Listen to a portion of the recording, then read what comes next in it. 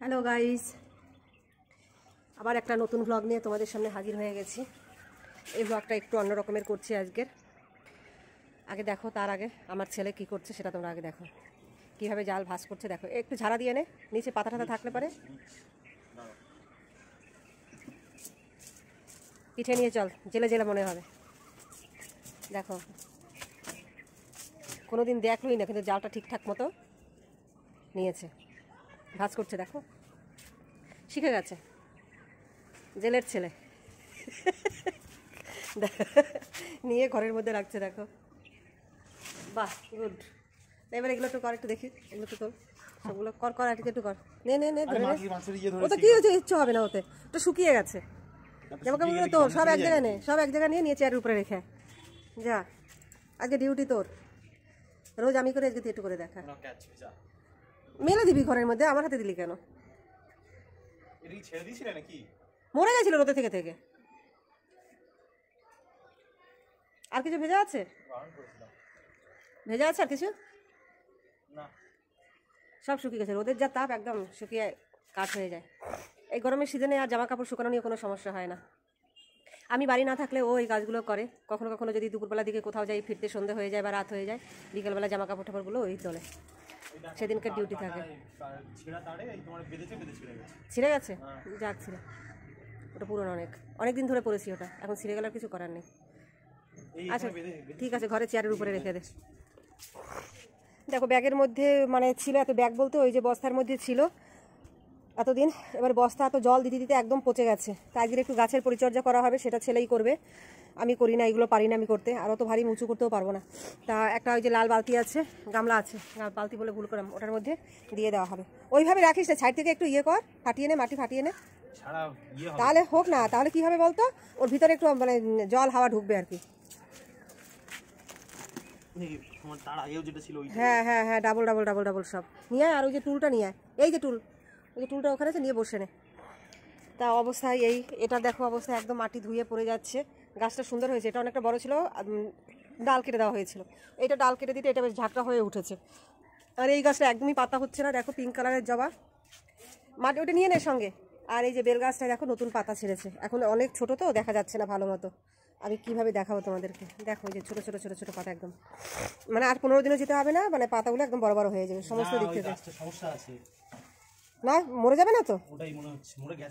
না না, পাতা ছাড়ছে তো, এই যে এই যে এই যে দেখ এসে, এই যে এই যে এই যে পাতা। তাই এগুলো কি হয়েছে? এটা কি জানি, ওটা কি জানি ওইরকম নিয়ে ধরছে কেন, তখন আমি সেটা পরিষ্কার করে দিলাম, তারপরে ধরেছে ঝুলের মতো কি যেন ধরে নিয়েছে গাছটায়। তো ওইটা তুলে কি কেউ জানলে একটু জিজ্ঞাসা করো যদি। এইটার ব্যাপারে তোমরা কিছু জানো? এই যে গাছে কেমন দেখো একটা ওই যে কি বলে ওটাকে, ঝুলের মতো কিছু একটা হয়েছে, আর ছোট ছোট এক ধরনের পোকা আছে ওর গায়ে। এই যে তোমাদের যদি কারোর কিছু জানা থাকে, মানে জানা থাকে এর পরিচর্যা ঠিক কীভাবে করা হয়, তাহলে আমাকে একটু জানিও। আর সব গাছই নতুন নতুন পাতা ছেড়েছে, দেখো এটা সাদা জবার পাতাটাও নতুন ছেড়েছে। ওইভাবে দিস না, সাইড থেকে দে, মানে সব গাছগুলো নতুন নতুন। হাতুড়ি গেছে কীভাবে দিয়েছি যেতে। এই গাছটাও দেখো একদম কচি পাতা দিয়েছে, লক লক করছে যেন, খুব সুন্দরভাবে উঠেছে গাছগুলো, কিন্তু এরটারই ব্যবস্থা করতে হবে পুরো একদম মুখে। দেখ, সাইড থেকে দে, মাঝখানটা দিস না, সাইড থেকে নিচ থেকে দে, তারপর তুই উঁচু করে ওটা দিয়ে দিতে পারবি এখানে। তা দেখো এইভাবে হাতুড়ি দিয়ে আগে মাটিগুলোকে একটু সরিয়ে নিক, পুরো একদম শিকড়ে ভর্তি হয়ে গেছে, সব দিক থেকে গোল করে দে। এই যে এরপরে নিয়ে ওটার মধ্যে বসিয়ে দিতে হবে, ওটা একটা ছিদ্র করে দিতে হবে। গাছটা আবার নতুন করে দেখবি, যে পাতা, যে নতুন পাতা গজিয়েছে এগুলো আর বড় বড় হবে, যেখান থেকে কাটা হয়েছিল নতুন পাতা গজিয়েছে। টবের গাছে আর হয়, তারপর দিয়ে কী বলতো, যত্ন একদমই করা হয় না, কিছু না। আগে তাও অনেকটা যত্ন করতাম, এখন আর সেইভাবে যত্ন করা হয় না, সেই জন্য গাছগুলো ঠিকভাবে বাড়ছে না। আগে সার দিতাম, এখন শুধু দুবেলা জল ছাড়া আর কিছুই পায় না। এদিকে দেখো সজনে ডাঁটাগুলো, বুঝেছ কতটা সেদিন আমাদেরকে দিয়েছিল। দাঁড়া আমি দেখছি, একটু সজনে ডাঁটা রেখে নি। এই দেখো কত সজনে ডাঁটা হয়েছে, এই যে কতগুলো ঢুলছে, মানে সেদিন একটা ডাল কেটেছে, ডাল কেটে সবার বাড়িতে দিয়েছে, যেহেতু গাছের জিনিস। বাকিটা ওই যে রয়েছে, বুঝেছো, একদম হেভি খেতে এই সজনে ডাঁটাগুলো। ওদের নারকেল গাছেও নারকেল হয় ভালো। আর সূর্যি মামা ডুবে যায় দেখো, ওই যে দেখা যাচ্ছে সুপুরি গাছের পাশ থেকে সূর্যি মামাকে দেখা যাচ্ছে। আর সবার এখানে বড় বড় বাড়ি তো, ওই যে মানে ছাদের উপর থেকে নারকেল গাছের আগা ঠাকাগুলো দেখা যায়। আর এদিকে আগে দেখলে আমের একদম ছোটো ছোটো মানে আম ধরে গেছে আর কি। আগের দিন মুকুলটাই এসে গেছে, আগের দিন ফুল ছিল তো, এবার মুকুল এসে গেছে একদম। ওই যে দেখা যাচ্ছে, দেখো কত সুন্দর লাগছে দেখতে। এবার যখন বড় হবে আরও হেভি লাগবে দেখতে। এদের এখানেও আছে সজনে গাছ, এরাও আজকে দিয়ে গেছে। মানে কদিন পর পর হবে সজনে খাওয়া, দেখতে পাচ্ছ কতটা। এতটা এও সবার বাড়িতে বাড়িতে দিয়ে দিয়েছে আজকে। এদিকে দেখো আমার ছেলে সিমের দানা পুঁতে দিয়েছিল, তাই এই গাছটা হয়েছে সিম গাছটা। এই যে আচ্ছা, ওটাকে ছিম বলে, সিম বলে না? সিমই তো বললাম, কিন্তু ছিম বললে তাই।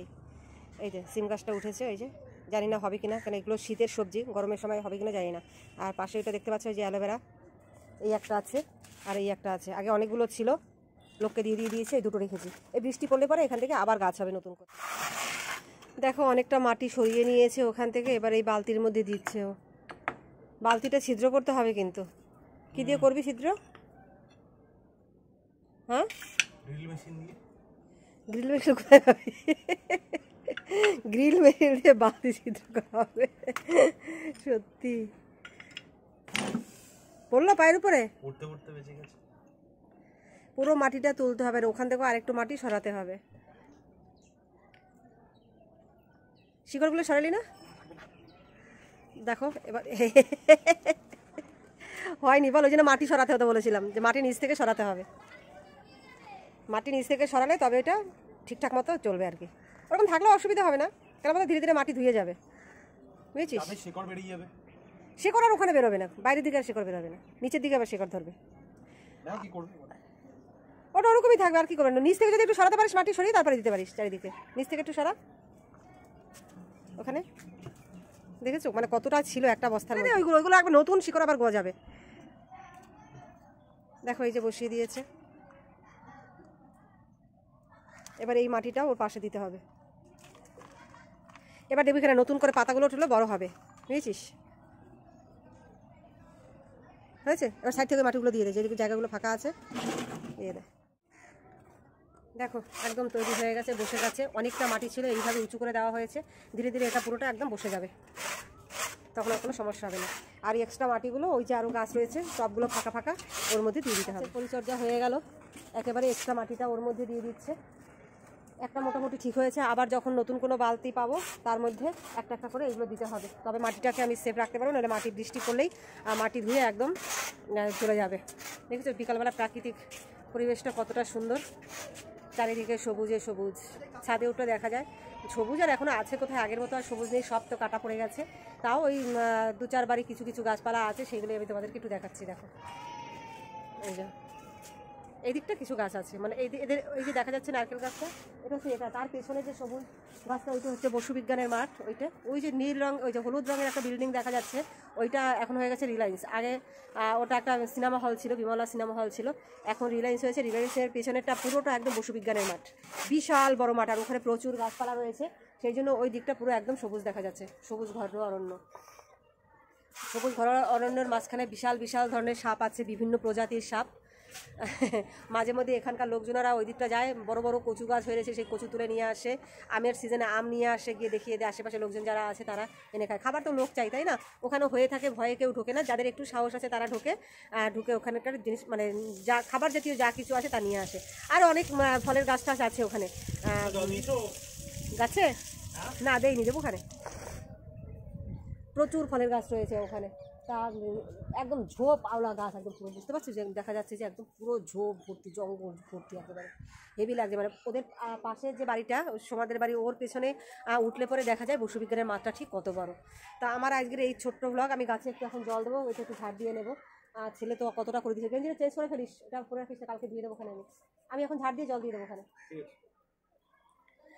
আমার এই ছোট্ট ব্লগটা আজকে তোমাদের কেমন লাগলো তোমরা অবশ্যই আমাকে জানিও। আর চ্যানেলটাকে কিন্তু সাবস্ক্রাইব করে দিও, লাইক কমেন্টস করতে একদমই ভুলো না। তাহলে আজকের মতো এখানেই, টাটা।